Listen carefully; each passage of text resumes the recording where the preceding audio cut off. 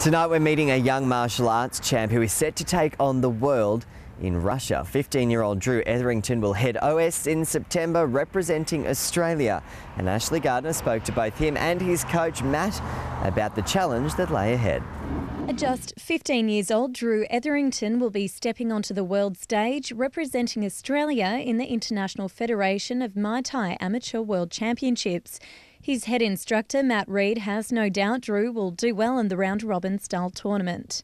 Very exciting. I think he'll do quite well because of his age and weight. He'll be fighting some big boys.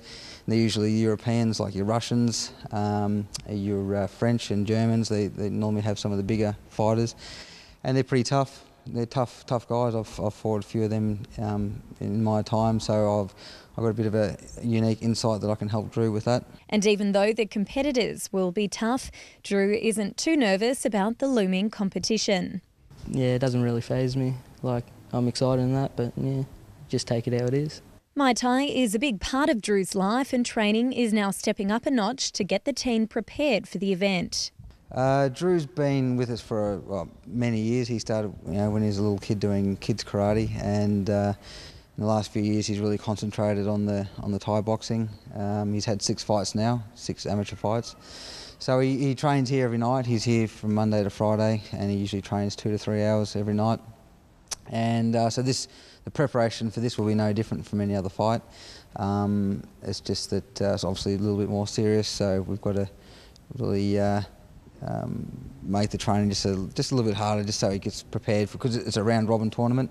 So if he wins his first fight, the next day he'll have to fight again. So we've obviously got to get him nice and fit and strong, but also got to get him prepared for as far as injury management goes. Drew is the 4th Victorian to represent Australia in the past 20 years. So no doubt this won't be the last time we see him step onto the international stage. We want to try and get him as much experience as he can, because when you're fighting the amateurs, even though it's a fairly big sport in Australia, but in a lot of European countries they have government funding. So there could be young guys there that have had 50, 60 plus amateur fights. So we're sort of behind a little bit, but the Australians always do very, very well in the games. And even though Drew has his sights set on the trophy, at the end of the day he does it for the love of the sport. Well, I want to win, but I'll just try my best. As long as I've trained properly leading up to it, then I'll be happy.